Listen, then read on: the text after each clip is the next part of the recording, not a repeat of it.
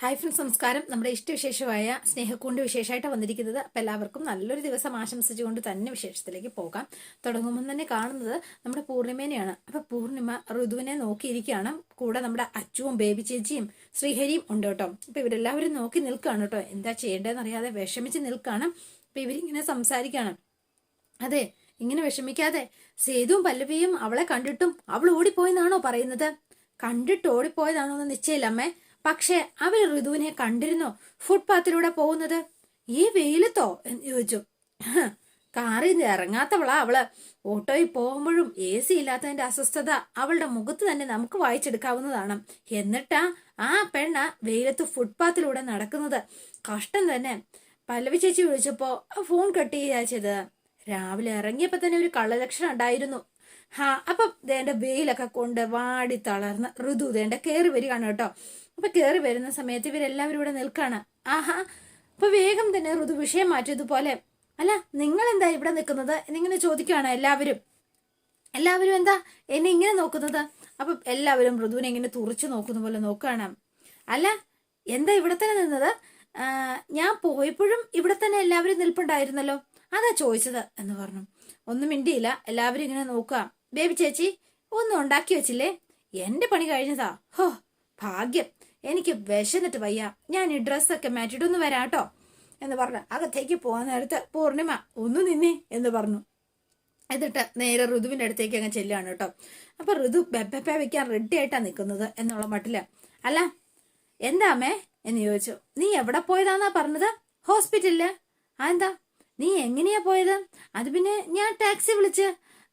നീ എങ്ങനെയാ തിരിച്ചു വന്നത്? അതും ടാക്സി എടുത്ത്. ശരി. അല്ല അപ്പൊ പിന്നെ വേറെ എവിടെയെങ്കിലും നീ പോയിരുന്നോ? ഏയ് അത് കൊള്ളാം. ഞാൻ പിന്നെ വേറെ എവിടെ പോകാനാ? പല്ലവിയും സേതുവും ഫോണിൽ വിളിച്ചിട്ട് നീ എടുത്തില്ല എന്ന് പറഞ്ഞല്ലോ. എന്താ കാര്യം എന്ന് ചോദിച്ചോ. അത് ഞാൻ കണ്ടില്ല എന്ന് പറഞ്ഞു. അത് ചുമ്മാ വെറും കള്ളവാ. നീ വെറുതെ കള്ളത്തരം പറയതേറുതു. നീ കോള് കട്ട് ചെയ്യേ ചെയ്തത്. അവര് നിന്നെ കണ്ടിട്ട് തന്നെയാ വിളിച്ചത് എന്ന് പറഞ്ഞു. നീ അപ്പൊ വേഗം തന്നെ ഋതു ആകെ ഇതായി പോയി. വല്ലാത്ത. ഫുട്പാത്തിൽ കൂടെ നീ നടന്ന് എങ്ങോട്ടേക്കാ പോയതെന്നാ ചോദിച്ചത് കേട്ടില്ലേ? അപ്പൊ വേഗം തന്നെ അത് പിന്നെ ഞാൻ എന്തോ സാധനം വാങ്ങാൻ വേണ്ടി പോയതാ. എന്നിട്ട് ആ സാധനം എവിടെ? അപ്പൊ വീണ്ടും കുടുങ്ങി. എന്റെ ദൈവമേ, ആകെ ഇങ്ങനെ നിന്ന് വെക്കുവാണ്. ഇവൾ ഒരു ഹോസ്പിറ്റലും പോയിട്ടില്ലമ്മേ. മരുന്നോ ടാബ്ലറ്റോ കൊടുക്കാതെ ഹോസ്പിറ്റലുകാരെന്താണെങ്കിലും വിടില്ലല്ലോ. നീ ഹോസ്പിറ്റലിൽ നിന്ന് വന്ന ആ മരുന്നൊന്ന് കാണിച്ച് എന്ന് പറയാണ്. അത് പിന്നെ ഇത് നല്ല കൂത്താണല്ലോ. ഇതെന്താ പട്ടളക്കാമ്പോ? എല്ലാവരും കൂടി വളഞ്ഞിട്ട് എന്നെ ചോദ്യം ചെയ്യാൻ വേണ്ടി. അല്ല നീ എന്താ CID എന്ന് ചോദിച്ച അച്ചുവിന്റെ നേരെ തിരിയാണ്. എന്താ എന്നെ നിരീക്ഷിക്കാൻ നടക്കുന്ന നീ എന്ന് ചോദിച്ചു. അപ്പോഴേക്കും ദേഷ്യം വന്ന് നമ്മുടെ പൂർണിമയ്ക്ക്. പൂർണിമ അങ്ങോട്ട് പിടിച്ചു മാറ്റി ഇങ്ങനെ നിർത്തിയിട്ട് അടികൊട്ട് കണ്ട ചെകിട് തീർത്ത് ഒരെണ്ണം അങ്ങോട്ടേക്ക് കൊടുത്തു കേട്ടോ. എന്ന് പറഞ്ഞുകൊണ്ട് ഒച്ചയ്ക്ക് നിലവിളിക്കുകയൊക്കെ ചെയ്തു. അപ്പൊ ഇവര് അയ്യോ വേണ്ടായിരുന്നു എന്നൊരു തോന്നല. അയ്യോ ഇങ്ങനെ മുഖത്ത് കൈവച്ച് നിൽക്കാണ് എല്ലാവരുടെ. നീ നാക്കെടുത്ത കള്ളത്തരം മാത്രമേ പറയുള്ളൂ അല്ലേടി? പറയടി, നീ എവിടെയാടി പോയത്? സത്യം പറയടി. പ്രായപൂർത്തിയായ പെണ്ണ ഞാൻ. എനിക്ക് എവിടെ വേണമെങ്കിലും പോവാം. അതിനിപ്പോ ആരും എന്നെ ചോദിക്കാനോ പഠിപ്പിക്കാനോ വരണ്ട. ഡീ തലിക്കോ എന്നെ കൊന്നേക്കെന്നെ തീരട്ടെ ഈ എല്ലാ പ്രശ്നവും എന്ന് പറഞ്ഞുകൊണ്ട് ഋതു. അപ്പൊ ഒന്നാമത് പിടിവിട്ട് നിൽക്കുകയാണ് ആ കൂട്ടത്തില് ഋതു. ഇതുകൂടെ പറഞ്ഞിട്ട് അവൾ അകത്തേക്ക് കയറി പോവാണ് കേട്ടോ. എന്ത് കഷ്ടമാണെന്ന് ഓർക്കണേ എന്നോർത്ത് ഇവരിങ്ങനെ വിഷമിച്ച് നിൽക്കുകയാണ്. ഇവളോട് പറഞ്ഞിട്ടോട്ട് ഒരു കാര്യവുമില്ല എന്നുള്ളതാ മനസ്സിലായത്. പിന്നെ കാണുന്നത് സേതുവിനെയും പല്ലവിനെയാണ്. അപ്പൊ അച്ചു അവരുടെ ഫോണിലേക്ക് വിളിക്കുകയാണ്. പറ മോളെ. സേതുട്ടാ, പിന്നെ ഋതു ഇവിടെ തിരിച്ചെത്തി കേട്ടോ. ആശ്വാസം, സമാധാനം. ഋതു പൊന്നുമടത്തിലെത്തിയെന്ന് പല്ലവിയോട് ഇങ്ങനെ പറയാണ്. അവള് കുഴപ്പമൊന്നുമില്ലല്ലോ അല്ലേ എന്ന് ചോദിച്ചു. കുഴപ്പം ഇല്ല സേതുട്ടാ, വന്നിട്ട് നമുക്ക് സംസാരിക്കാം എന്ന് പറഞ്ഞു. ശരി എന്ന് പറഞ്ഞു ഫോൺ വെച്ചു. അപ്പോഴേക്കും സേതുവിനും പല്ലവിക്കും ഒരാശ്വാസം ഒക്കെ ആയി കേട്ടോ. സത്യം പറഞ്ഞ ഇപ്പോഴാ ഒരാശ്വാസമായത്. അങ്ങനെ ആ പ്രശ്നവും ഒന്ന് തീർന്നു കിട്ടി എന്ന് പറഞ്ഞു സേതു. നമുക്ക് വീട്ടിലേക്ക് പോവാം അല്ലെ സേതു ഏട്ടാ? വീട്ടിലേക്കോ? ഒരു വീട്ടിലേക്ക് പോണില്ല. പിന്നെ പോവാതെ പിന്നെ? അതെ, നമുക്ക് മറ്റെവിടേക്കെങ്കിലും പോവാം. മനുഷ്യന് ഏറ്റവും ആവശ്യം കുറച്ച് സ്വസ്ഥതയും സമാധാനവും മനസമാധാനവും. അത് കിട്ടുന്ന എവിടേക്കെങ്കിലും നമുക്ക് പോകാം എന്ന് പറഞ്ഞ് പല്ലവിയും കൂട്ടിക്കൊണ്ട് സേതു അങ്ങോട്ടേക്ക് പോവാണ് കേട്ടോ. എങ്ങോട്ടെന്ന് പറഞ്ഞില്ല, മനസമാധാനം തേടിയുള്ള യാത്ര. പിന്നെ കാണുന്നത് നമ്മുടെ ശ്രീനിവാസ സാറിനെയാണ്. അപ്പൊ ചന്ദ്രകുമാറും അവിടെ ഇരിപ്പുണ്ട്. സാർ, ശരിക്കും ഈ അഖിൽരാജിന്റെ സെലക്ഷൻ സാറ് നടത്തിയ റോങ് ചോയ്സ് ആണെന്ന് ഞാൻ പറയൂ. എന്ത് പറ്റി ചന്ദ്രകുമാറെ? അല്ല സാർ, അവളുടെ ഫാദറിനെ സാർ അറിയില്ലേ? പോത്തുണ്ടി രാജ് കേട്ടിട്ടില്ല സാറേ? കഴിഞ്ഞ പോയ അല്ലെങ്കിൽ പോലീസുകാരനാ ഒരു കറപ്ഷൻ കേസിൽ സർവീസിൽ നിന്ന് പുറത്താക്കിയത്. അതുകൊണ്ട് ആ ചരിത്രം അത് തന്നെയല്ലേ അഖിൽരാജിന്റെ പാരമ്പര്യവും. അയാൾ ഈ കേസ് അന്വേഷിച്ച എന്ത് മറിക്കാനാ സാർ? അഖിലിന്റെ ഫാദറിനെ അല്ല കേസ് ഏൽപ്പിച്ചിരിക്കുന്നത്, ഞാൻ അഖിലിനെയാണ് ഈ കേസ് ഏൽപ്പിച്ചിരിക്കുന്നത് എന്ന് പറഞ്ഞു. അഖിൽ രാജിന് അഖിലിന്റെ ഡ്യൂട്ടി ഭംഗിയായിട്ട് അവൻ ചെയ്യും എന്ന് എനിക്ക് ഉറപ്പുണ്ട്. അപ്പൊ എങ്ങനെയെങ്കിലും ഇവരെ മാറ്റണം എന്നാണ് ചന്ദ്രകുമാറിന്. അപ്പൊ മേ കമിൻ സാർ എന്നൊക്കെ ചോദിച്ച് അഖിൽ അങ്ങോട്ടേക്ക് കയറി വരികയാണ്. എന്നുള്ള മട്ടിൽ തിരിഞ്ഞിരിക്കുകയാണ്. എന്തായി അഖിൽ ഇൻക്വയറി? സർ, നമ്മൾ ആദ്യം തീരുമാനിച്ചത് സ്വാതി വഴിയാണല്ലോ നമ്മുടെ ടാർജറ്റ്. ആ കുട്ടിയുമായി ഒരു പരിചയം ഞാൻ സ്ഥാപിച്ചിട്ടുണ്ട് സർ. പിന്നെ ഇപ്പോഴത്തെ പെൺകുട്ടികൾ കുറച്ചുകൂടി ഓപ്പൺ മൈൻഡ് ആയതുകൊണ്ട് അത് വളരെ വേഗത്തിൽ തന്നെ ഒരു ഫ്രണ്ട്ഷിപ്പ് ഉണ്ടാക്കാം എന്നാണ് എൻ്റെ ഒരു വിശ്വാസം. തീർച്ചയായിട്ടും തനിക്കതിന് കഴിയാം. അതുകൊണ്ട് തന്നെയാണ് പോസിറ്റീവ് വൈബുള്ള ഒരാളെ ഈ ടാർഗറ്റ് ഞാൻ ഏൽപ്പിച്ചത്. താങ്ക് യു സർ എന്ന് പറയാണ്. ചോരത്തിളപ്പിന്റെ പ്രായവാ, അതുകൊണ്ട് പെൺകുട്ടികളൊക്കെ കാണുമ്പോൾ അന്വേഷണം മറക്കരുതേ എന്ന് ചന്ദ്രകുമാർ ഇങ്ങനെ ആക്കിയ മട്ടിൽ പറഞ്ഞത് മനസ്സിലായോ? അപ്പൊ അഖിലിന് മനസ്സിലായി കാര്യം ഇളക്കിയതാണെന്ന്. ഇല്ല സർ, ഞാൻ പഠിച്ചതും ജോലി ചെയ്തതും ഒക്കെ ഇതുവരെയും പെൺകുട്ടികളുടെ കൂടെ തന്നെയായിരുന്നു സർ. ഇതിനിടയ്ക്കൊന്നും അവരെ കണ്ട് ചോരത്തറപ്പിന്റെ പ്രായത്തിൽ എന്തെങ്കിലും മറന്നതായിട്ട് എനിക്ക് തൽക്കാലം ഓർമ്മയില്ല സർ. അതുകൊണ്ട് തന്നെ സാറ് പറഞ്ഞതും എനിക്ക് മനസ്സിലായിട്ടില്ല. ഇനിയിപ്പോ ചോരത്തിളപ്പിൽ പെൺകുട്ടികളെ കണ്ട് അതുവഴി എന്തെങ്കിലും മറന്നാൽ തന്നെ സാറിന് അനുഭവം ഉണ്ടെങ്കിൽ അത് പറഞ്ഞു തന്നാ ഞാനത് ശ്രമിച്ചു നോക്കാം എന്ന് പറഞ്ഞു. അല്ല സാർ, സീനിയേഴ്സിന്റെ എക്സ്പീരിയൻസ് ആണല്ലോ നമ്മുടെ ഒരു പാഠപുസ്തകം, അതാ ഞാൻ ഉദ്ദേശിച്ചത്. സാർ മനസ്സിലായില്ലേ? അപ്പൊ അടി ചോദിച്ചു വാങ്ങിച്ചു നിൽക്കുകയാണ്. നീ ഒരുപാട് വിളച്ചിലെടുക്കല്ലേ അഖിൽ രാജേ? ദേ, നല്ലൊരു പാഠപുസ്തകം അത് വീട്ടിലുണ്ടല്ലോ. ശരിക്കും എക്സ് സർവീസ് മാൻ പോത്തുണ്ടിയിൽ രാജ്, അയാളെ കണ്ട് പഠിക്കാതിരുന്നാ മതി. നിങ്ങളുടെ തർക്കത്തിനുള്ള സ്ഥലമല്ല എൻ്റെ ഓഫീസ് എന്ന് പറഞ്ഞ ശ്രീനിവാസ സാറ്. സോറി സാർ എന്ന് പറഞ്ഞു അഖിൽ.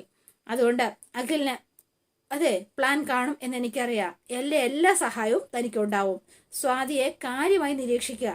കിട്ടുന്ന അവസരത്തിൽ നന്നായി അത് ഉപയോഗിക്കുകയും അവളോട് മനസ്സ് ചോർത്തെടുക്കുക. ഓക്കെ ശരി സാർ എന്ന് പറഞ്ഞു. അപ്പൊ ഭയങ്കര സന്തോഷമായി. അഖിൽ ഇങ്ങനെ നോക്കിയിട്ടോ, ഇയാളെ കാണുമ്പോൾ ഇട്ടിച്ച് കൊല്ലാനുള്ള കലിയുണ്ട്. എന്നിട്ട് നേരെ അവിടെ നിന്നിട്ട് അവര് അങ്ങോട്ടേക്ക് ഇറങ്ങി പോവാണ്. പിന്നെ കാണുന്നത് നമ്മുടെ 2 യുവമിഥുനങ്ങൾ ബീച്ചിലേക്ക് വരികയാണ് കേട്ടോ. മറ്റാരുമല്ല, നമ്മുടെ പല്ലവിയും സെയ്തും വരുന്നുണ്ട്. ഈ സമയത്ത് അവിടെ 3-4 പേരിങ്ങനെ ഗിത്താറൊക്കെ വായിച്ച് പാട്ടൊക്കെ പാടി ഇങ്ങനെ നിൽപ്പുണ്ട്. നമ്മുടെ ഇന്ദ്രൻ കുടിച്ച് ഫ്ലാറ്റായിട്ട് കയ്യിലൊരു കുപ്പിയൊക്കെ ആയിട്ട് ആടി ഇതേ ഇവന്മാരുടെ അടുത്തേക്ക് അങ്ങോട്ടേക്ക് വരികയാണ് കേട്ടോ. ആളങ്ങോട്ടേക്ക് വന്നിട്ട് ഇവന്മാരുടെ അടുത്ത് വന്നിട്ട് ഹായ് ബ്രോസ് എന്നൊക്കെ വിളിച്ചു. അപ്പം ഇവന്മാരുടെ അടുത്ത് വന്ന് എന്താ ഒരു സന്തോഷം നിങ്ങളുടേതല്ലേ? അല്ല ചേട്ടൻ ഇത് വായിച്ചാൽ സന്തോഷം കിട്ടുമോ എന്ന് ചോദിക്കുകയാണ്. അല്ല, ഞാൻ ഇവിടെ ജീവിതം തന്നെ മടുത്ത് നിൽക്കാന്നേ. ആർക്കും വേണ്ടനെ, ആർക്കും വേണ്ട. എന്തിന്? എൻ്റെ ഭാര്യയ്ക്ക് വേണ്ട. വേണ്ട. പിന്നെ 2ാമത് കല്യാണം കഴിച്ച ഭാര്യ, അവക്കും വേണ്ട എന്നെ. പിന്നെയോ എന്തിന്? അവളുടെ വീട്ടുകാർക്ക് എന്നെ വേണ്ട, എൻ്റെ വീട്ടുകാർക്കും വേണ്ട. ഇപ്പൊ എൻ്റെ പെറ്റമ്മയ്ക്ക് പോലും എന്നെ വേണ്ടാതായിരിക്കുക. പിന്നെ ഞാന് അപ്പം നിങ്ങളെല്ലാവരും വിചാരിക്കും എന്തുകൊണ്ടാന്ന് വിചാരിക്കും എൻ്റെ കുഴപ്പം കൊണ്ടായിരിക്കുമെന്ന്. എൻ്റെ കയ്യിലിരിപ്പുണ്ടെന്നല്ലേ വിചാരിച്ചത്? അല്ലല്ലല്ല, ഒരിക്കലും അല്ല. എൻ്റെ കയ്യിലിരിപ്പ് അത്ര നല്ലതൊന്നും അല്ല. പക്ഷെ ഇപ്രാവശ്യം ഇക്കാര്യത്തിൽ ഞാൻ തെറ്റുകാരനല്ല. എൻ്റെ മനസ്സ് ചത്തു. ഇനി എനിക്ക് സന്തോഷം കിട്ടാൻ ദേ ഈ സാധനം വായിച്ചാൽ മതിയല്ലോ. കൊള്ളാം, ഞാനൊന്ന് നോക്കട്ടെ, ഒന്ന് കൊണ്ടുവാ. തമാശ കളിക്കലേ എന്ന് പറഞ്ഞ് ഇവന്മാരുടെ കയ്യിൽ നിന്ന് അങ്ങോട്ടും ഇങ്ങോട്ടും പിടിയും വലിയും വെച്ച് അത് വാങ്ങാണ്. എന്നിട്ട് ഇന്ദ്രൻ ഇതും കൊണ്ട് ഓടുന്നു, പിടിക്കുന്നു. ഇവന്മാര് പുറകെ ചെന്നു. അവസാനം ഇത് ഒടിച്ചു കളയും എന്ന് മട്ടായപ്പോഴത്തേനും ശരി വായിക്കുക എന്ന് പറഞ്ഞ അയാളെ കുറച്ചു നേരം മാറി നിൽക്കുകയാണ് കേട്ടോ ഇതിങ്ങനെ എടുത്തിട്ട്. പിന്നെ കാണുന്നത് നമ്മുടെ അച്ചുവിനെയാണ്. അപ്പൊ അച്ചു ടെൻഷൻ അടിച്ച് ഇങ്ങനെ നടക്കുകയാണ്. അപ്പൊ ശ്രീഹരി റൂമിലേക്ക് വരികയാണ്. അച്ചു, നീ എന്തെടുക്കാ ഇവിടെ എന്നിങ്ങനെ ചോദിക്കുകയാണ്. ഹരി, നീ വല്ല ഫുഡ് കഴിച്ചില്ലേ എന്ന് ചോദിച്ചു. കഴിച്ചോളാം ഹരി. ആദ്യം കഴിച്ചോളാന്നോ? ഇതേ ഒരു കാര്യം ഞാൻ പറഞ്ഞേക്കാം, സമയത്ത് ഭക്ഷണം കഴിച്ചില്ലെങ്കിൽ പിന്നെ പ്ലീസ് ഹരി ഒന്ന് നിർത്ത്. ഏത് നേരവും ഈ ഭക്ഷണത്തിന്റെ കാര്യം മാത്രം പറഞ്ഞുകൊണ്ടിരിക്കല്ലേ? എനിക്ക് മാനം പുരട്ടുന്ന പോലെ തോന്നുക. അത് കഴിക്കേണ്ട നേരമായിട്ട് കഴിക്കാത്തത് കൊണ്ടാ. അതിനെനിക്ക് വിശക്കുന്നില്ല ഹരി. ഹരിക്ക് എന്താ കാര്യം പറഞ്ഞാൽ മനസ്സിലാവാത്തത്? അപ്പോഴാണ് ഋതു ഇത് കേട്ടോണ്ട് വരുന്നത്. അപ്പൊ ഋതു ഇങ്ങനെ പുറത്തു നിന്ന് ഇവരുടെ സംസാരം മാറി നിന്ന് ഇങ്ങനെ കേൾക്കാണ് കേട്ടോ. എന്റെ പൊന്നച്ചുവല്ലേ മോളെ, നീ ഇങ്ങനെ ആവശ്യമില്ലാത്ത ടെൻഷനൊക്കെ എടുത്ത് തലേ വെക്കല്ലേ. ആവശ്യമില്ലാത്ത ടെൻഷനോ? പിന്നെ അല്ലാതെ എന്താ ഇപ്പൊ? എന്താ നിന്റെ ടെൻഷൻ? എന്താ ഋതു അല്ലേ ടെൻഷൻ എന്നിങ്ങനെ ചോദിക്കുക. അതെ, അത് പിന്നെ എങ്ങനെയാ ഹരി ആവശ്യമില്ലാത്തതാകുന്നത്? പറ ഹരി. ഹരി, അവൾ എൻ്റെ കൂടെപ്പിറപ്പാ. അതുകൊണ്ട് തന്നെ അവൾക്ക് എന്തെങ്കിലും പറ്റിയാ അതെനിക്ക് എന്നോട് സംഭവിക്കുന്ന പോലെ തന്നെയാ. ആ ഫീലിങ്സ് ഒന്നും ഹരിക്ക് മനസ്സിലാവണം എന്നില്ല. ഹരിക്ക് ഒരു കൂടെപ്പിറപ്പില്ലാത്തത് കൊണ്ടായിരിക്കാം എന്ന് പറഞ്ഞു. അപ്പൊ വേഗം തന്നെ ഹരിയുടെ മുഖമാകെ വാടിയിട്ടോ പെട്ടെന്ന്. ആ അച്ചോ, നീ പറഞ്ഞത് ചിലപ്പോ ശരിയായിരിക്കാം. എനിക്ക് കൂടെപ്പിറപ്പുകളില്ല, അതുകൊണ്ട് പക്ഷേ ആ ഫീലിങ്സ് മനസ്സിലാവില്ല എന്ന് മാത്രം നീ പറയരുത് എന്ന് പറഞ്ഞു. മറ്റൊന്നും കൊണ്ടല്ല, രക്തബന്ധങ്ങളെ മാത്രമേ സഹോദരങ്ങളായിട്ട് കാണാം എന്നുള്ള നിയമമൊന്നുമില്ലല്ലോ. ഉണ്ടോ? അങ്ങനെ നോക്കുമ്പോ സേതുവേട്ടൻ എന്റെ കൂടെപ്പിറപ്പാ. ആ സേതുവേട്ടന് ഒരു സഹോദരനാണ് ഹരി ഞാൻ ഉദ്ദേശിച്ചത് എന്ന് പറഞ്ഞു. അതുകൊണ്ട് ഞാൻ സേതുവേട്ടനെ സ്നേഹിക്കുന്ന അത്രയും നീ ഋതുവിനെ സ്നേഹിക്കുന്നുണ്ടോ? അങ്ങനെ താരതമ്യപ്പെടുത്താനൊന്നും ഞാനില്ല ഹരി. പക്ഷെ ഹരി, എന്റെ അവസ്ഥയൊന്നും മനസ്സിലാക്ക. ഋതുവിനെ മനസ്സിലാക്കാനും കൂടെ നിൽക്കാനും ഈ ഞാനും പല്ലവി ചേച്ചിയും അല്ലാതെ ഈ ലോകത്ത് അവളുടെ കൂടെ നിൽക്കാൻ വേറെ ആരുമില്ല. അതാ എന്റെ വിഷമം എന്ന് ഇങ്ങനെ അച്ചു ഇങ്ങനെ പറയുകയാണ്. ഋതു ഇത് കേട്ടിട്ട് സങ്കടം വരുന്നുണ്ട് കേട്ടോ ആൾക്കാർ. നീ നിന്റെ കാര്യം നോക്കിയിട്ട് മറ്റെന്തും ചെയ്തോ? എനിക്ക് ഋതുവിന്റെ കാര്യത്തിൽ ഇങ്ങനെ ടെൻഷൻ അടിച്ച് നമ്മുടെ കുഞ്ഞിന്റെ ആരോഗ്യത്തിന് ഒരു ദോഷം വരുത്തി വെക്കരുത്. എനിക്ക് അത്രേ പറയാനുള്ളൂ. ഋതുവിന്റെ വയറ്റിലും ഒരു കുഞ്ഞുണ്ടോ ഹരി? അത് നീ എന്താ മറന്നു പോണത്? ഹരി പറയുന്ന ടെൻഷൻ കണക്ക് വെച്ച് അവളുടെ കുഞ്ഞിന്റെ അവസ്ഥ എന്താന്ന് ഒന്ന് ചിന്തിച്ചെങ്കിലും നോക്ക് ഹരി എന്ന് പറയാണ്. അപ്പൊ ഒന്നും മിണ്ടാതെ ഇങ്ങനെ നിന്നോട്ടോ ഹരി. എന്ത് ഇവളോട് പറയും എന്നറിയാത്തൊരവസ്ഥ. ഓ എന്റെ പോനോ. അപ്പൊ ഒന്നും മിണ്ടാതെ ഹരി ഇങ്ങനെ നിൽക്കുകയാണ്. അച്ചു എന്നിട്ട് ഋതു അങ്ങ് റൂമിലേക്ക് പോവുകയും ചെയ്തു കേട്ടോ. പിന്നെ കാണുന്നത് സേതുവും പല്ലവിയും കൂടി ബീച്ചിലേക്ക് എത്തുകയാണ്. ഇതെന്താ, സേതുവേട്ടന് സമാധാനം കിട്ടുന്നത് ബീച്ചിലാണോ? ബീച്ചിലെന്താ കുഴപ്പം? താൻ ഇറങ്ങടോ എന്ന് പറഞ്ഞ് ഇതേണ്ട രണ്ടുപേരുടെ അതേ ബീച്ചിലേക്ക് വന്നിരിക്കുകയാണ്. അപ്പൊ പല്ലവി കൂട്ടിക്കൊണ്ടാണ് വന്നത്. അപ്പൊ പല്ലവി രണ്ടുപേരുടെ അതേ ബീച്ചിലേക്ക് ഇറങ്ങി ചില്ലുകയാണ് കേട്ടോ. സേതുവേട്ടന്റെ ടെൻഷനൊക്കെ മാറിയല്ലോ. സത്യം പറഞ്ഞ കാരണം എന്താണെന്നറിയോ? ബീച്ചിലേക്ക് വന്നതുകൊണ്ടാണോ? അല്ലടി ബുദ്ധൂസേ. അതെ, ദേ നീ ഒന്ന് ഓർത്തു നോക്കിയേ. നമ്മൾ ഇന്ന് നേരിട്ട് വന്ന രണ്ട് പ്രശ്നങ്ങളും ഏറെക്കുറെ പരിഹരിക്കപ്പെട്ടിട്ടില്ലേ? അതാ ഞാൻ ഉദ്ദേശിച്ചത്. ഋതുവിന്റെ കാര്യം അത് ഋതു വീട്ടിലെത്തി തിരിച്ചെത്തി. പക്ഷെ അത് പ്രശ്നമില്ലായിരിക്കും. മയൂരിയുടെ കാര്യം അത് ഫുള്ള് സെറ്റായില്ലല്ലോ. അതെങ്ങനെ ശരിയാകുന്നത്? ശ്രീകാന്തിന് എന്താണല്ലോ സമ്മതമാണല്ലോ. ബാക്കിയുള്ളവരുടെ കാര്യം അതെന്താണെങ്കിലും അവിടെ നിൽക്കട്ടെ. ഇപ്പൊ വേണമെങ്കിലും ആ പ്രശ്നവും അതോടെ കഴിഞ്ഞു കിട്ടും എന്ന് വിചാരിക്കാം. തൽക്കാലം അത് മാറ്റിവെക്കാം. ഇനിയിപ്പോ നമ്മുടെ കാര്യമാവുള്ളൂ എന്ന് പറഞ്ഞു. നമ്മുടെ കാര്യമോ? അതെന്താ നമ്മുടെ കാര്യം? അല്ല, നമ്മുടെ ഫാമിലി പ്ലാനിങ്. ഫാമിലി പ്ലാനിങ്ങോ? എന്താ സേതുവേട്ടാ ഇത്? അതിന്റെ അർത്ഥമൊക്കെ വേറെയാണേ. എന്താ അത് എന്ന് ചോദിച്ചു. നമുക്ക് എന്നാലും ബീച്ചിലേക്ക് പോവാം. പാസ് ചെയ്തുട്ടാ. അപ്പൊ ഇവർ രണ്ടുപേരും കൈ ചേർത്ത് പിടിച്ച് ബീച്ചിൽ പോയി. അവർ രണ്ടുപേരും ഇങ്ങനെ റൊമാൻറ്റിക് ഒക്കെ ആയിട്ട് ഇങ്ങനെ കളിച്ച് ചിരിച്ചും ഒക്കെ ഇങ്ങനെ ഭയങ്കര ഹാപ്പി ആയിട്ടിരിക്കുക കേട്ടോ. ഫാമിലി പ്ലാനിങ് എന്നൊക്കെ പരസ്യത്തിൽ കേട്ടിട്ടുണ്ട്. അത് ഫാമിലിയെ കുറിച്ച് പ്ലാൻ ചെയ്യുന്നതിനെയല്ലേ ഈ പറയണത്? ആണെന്ന് ചോദിച്ചാ അതൊക്കെ തന്നെയാ. പക്ഷേ പിന്നെന്താ ഒരു പക്ഷേ? അത് നമുക്ക് കുട്ടികൾ വേണോ? എത്ര പേര് വേണം? ഇപ്പൊ വേണോ? അതോ കുറച്ച് കഴിഞ്ഞു മതിയോ?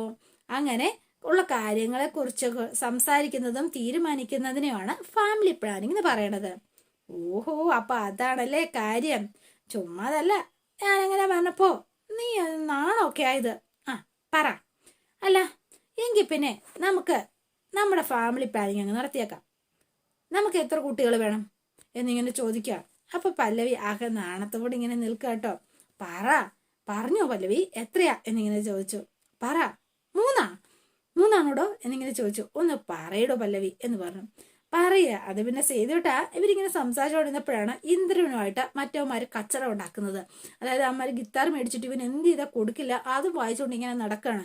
അവന്മാര് പുറകെ നടത്തിട്ട് ഒരു രക്ഷയില്ല, ഇവരുടെ എടുത്തിട്ട് അടിക്കും എന്നുള്ള സ്ഥിതിയായി. അയ്യോ, അത് ഇന്ദ്രനല്ലേ എന്ന് ചോദിച്ചു. അപ്പോഴേക്കും ഓടിച്ചെന്നിട്ട് എന്താ ഇവിടെ പ്രശ്നം എന്ന് ചോദിച്ചുകൊണ്ട് സേതു.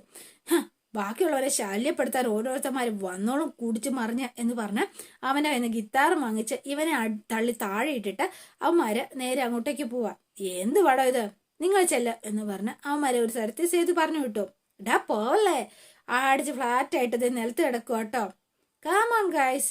ഛേ, ഇതെന്താ ഇവൻ ഇങ്ങനെ? പല്ലവി താൻ വാ എന്ന് പറഞ്ഞു. അപ്പൊ ഇവന്റെ ഇങ്ങനെ ഉരുണ്ട് മറിഞ്ഞ ബണലിൽ കൂടെ സേതുവേട്ടാ എന്താ ഇത്, അവൻ എവിടെയെങ്കിലും കിടക്കട്ടെ, താൻ വരാൻ നോക്ക് എന്ന് പറഞ്ഞു. സേതുവേട്ടാ വരാനല്ലേ പറഞ്ഞത് എന്ന് പറഞ്ഞു. അവസാനം ഇന്ദ്രനിധി അനാഥപ്രേതം പോലെ കടൽ തിരയും എണ്ണി കുത്തി അവിടെ ഇരിക്കുകയാണ്. ആരുമില്ല, ഒന്നുമില്ലാത്ത അവസ്ഥ.